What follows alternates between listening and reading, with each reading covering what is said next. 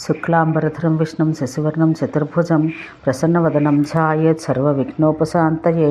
సీమా వివాద నిర్ణయం.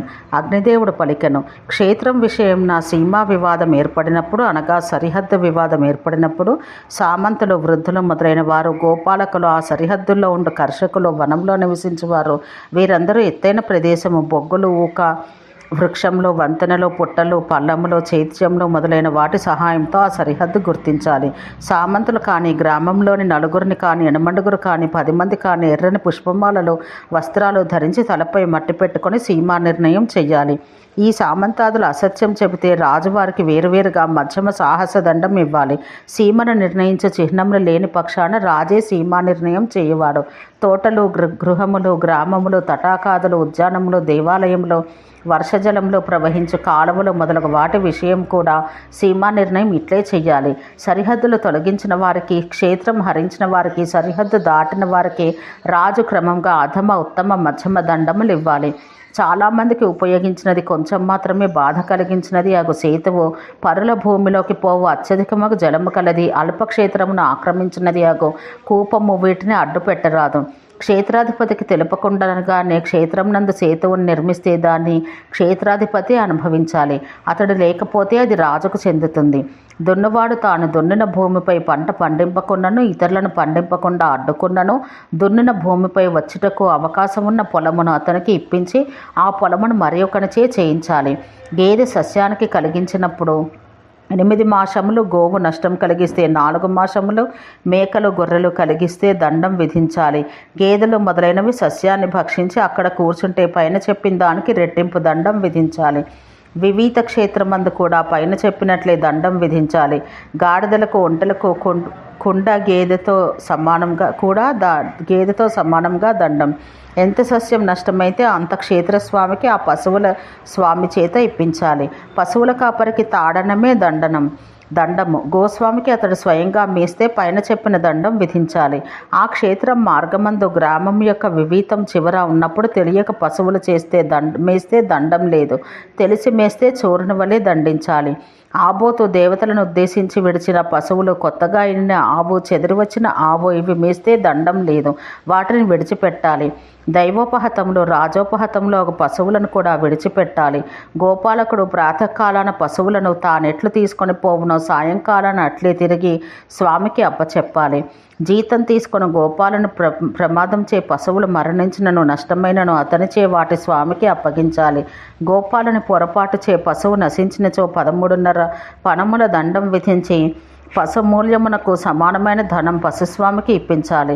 గ్రామస్తుల ఇష్టం ప్రకారం కానీ, రాజాజ్ఞ చేత కానీ గోవుల మేతకై కొంత భూమిని విడవాలి. బ్రాహ్మణుడు అన్ని క్షేత్రముల నుండి తృణం, కట్టెలు, పుష్పములు తన సొంత వస్తువులే గ్రహించవచ్చు. గ్రామమునకు, పొలమునకు మధ్య 100 ధనుస్సుల దూరం ఉండాలి. ఖర్వటమునకు, క్షేత్రమునకు మధ్య 200 ధనుస్సుల అంతరం, నగరమునకు, క్షేత్రములకు మధ్య 400 ధనుస్సుల అంతరం ఉండాలి. తన వస్తువును అపహరించి ఎవరైనా ఇతరులకు అమ్మివేసినప్పుడు అది కనబడితే దాన్ని స్వామి తీసుకోవచ్చు. దాన్ని బయట కనబడకుండా చేస్తే అది కొన్నవాని దోషం. ఒక నీచుని నుండి తక్కువ మూల్యం ఇచ్చే సమయమందు రహస్యముగా ఒక వస్తువు కొన్నవాడు చోరుడే. నష్టమైన, అపహృతమైన ఒక వస్తువు కనబడితే అది ఎవరి వద్ద నుండనో వారిని రాజపురుషులచే పట్టించాలి. ఆ దేశమందు ఆ సమయమందు పట్టించుట కుదరకపోయినా తాను స్వయంగా పట్టి ఇవ్వాలి. అపహృత వస్తువును కొన్నవాడు అమ్మినవాడిని చూపిస్తే వాడు శుద్ధుడగును. రాజు ఆ ద్రవ్యాన్ని స్వామికి ఇప్పించి అమ్మినవాడిని శిక్షించి కొన్నవానికి వానిచే మూల్యమును తిరిగి ఇప్పించాలి. నష్టమైన వస్తువును దాని స్వామి తనకు ఎట్లు వచ్చిందో, తాను ఎట్లు అనుభవించినో చెప్పి అది తనదని నిరూపించుకోవాలి. అట్లు చేయజాలనిచో రాజు దానిలో పంచమాంసాన్ని దండంగా విధించాలి.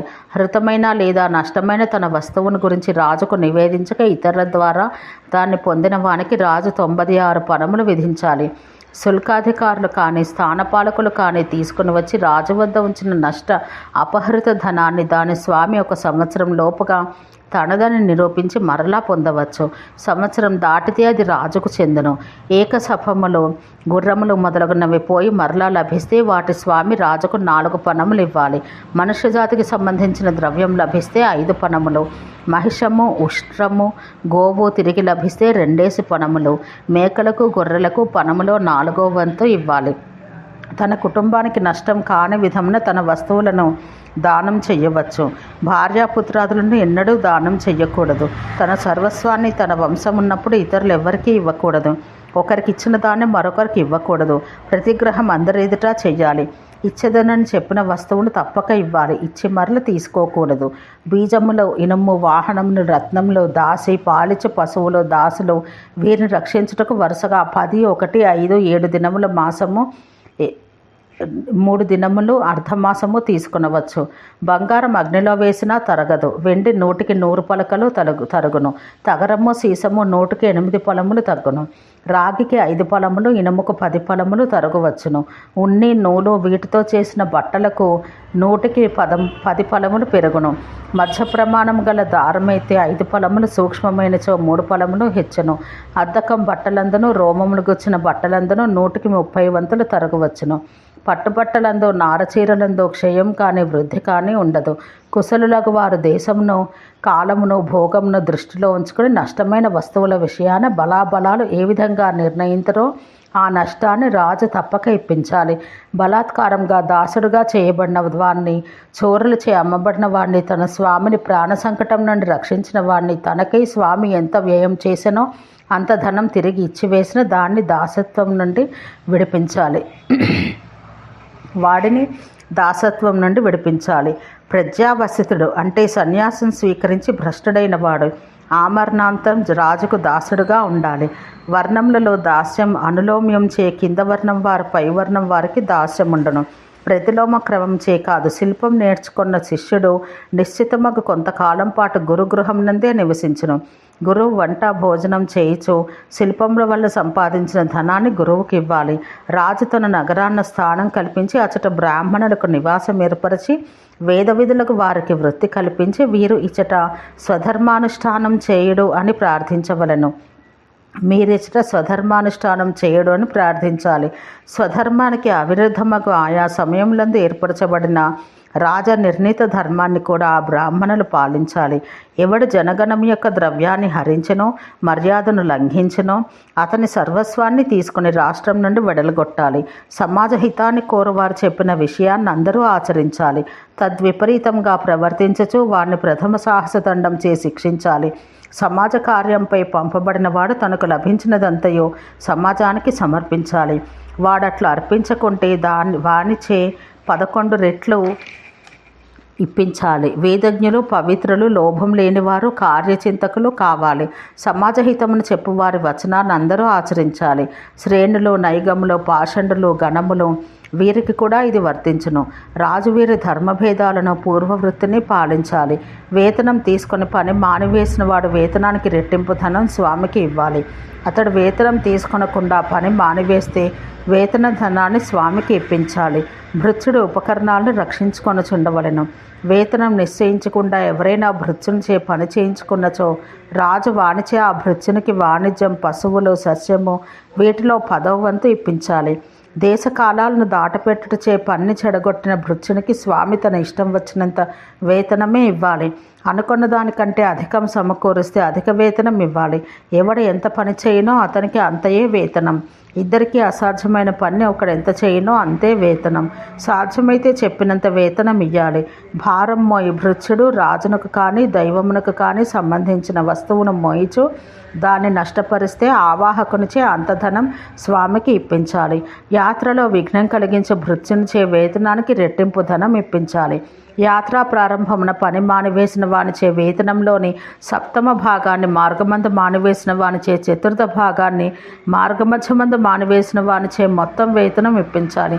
జూదంలో పందెంనందు 100 కానీ అంతకంటే అధికం కానీ ఎక్కువ సంపాదించిన జూదరి నుండి సభికుడు రాజునకు సభికుడు 100లో 10వ వంతు తీసుకోవాలి. మరలా అంత లాభం వచ్చినప్పుడు 100కి 10వ వంతు తీసుకోవాలి. జయించిన ధనాన్ని జయించిన వానికి ఇచ్చి క్షమాపరాయణుడై సత్యమే పలకాలి. ప్రసిద్ధులకు జూదర్ల సముదాయం సభికులతో సహా రాజు వద్దకు వెళ్ళి ఇతని భాగాన్ని చెల్లించననే రాజు ఓడిపోయిన వానికి జయించిన వారి సొమ్మునే ఇప్పించాలి. జూతానికి సంబంధించిన వ్యవహారాలు పరిశీలించుటకు, సాక్ష్యం చెప్పుటకు జూదర్లనే నియమించాలి. తప్పుడు పాచికలతో ఆడించి వారి శరీరంపై కొన్ని గుర్తులు వేసి దేశం నుండి వెడలగొట్టాలి. జూదంలో దొంగలను తెలుసుకొనుటకు ఒక్క వ్యక్తినే ప్రధానునిగా నియమించాలి. ప్రాణిజ్యూతం నందు కూడా ఇదియే నియమం. ఓం శాంతి శాంతి శాంతి.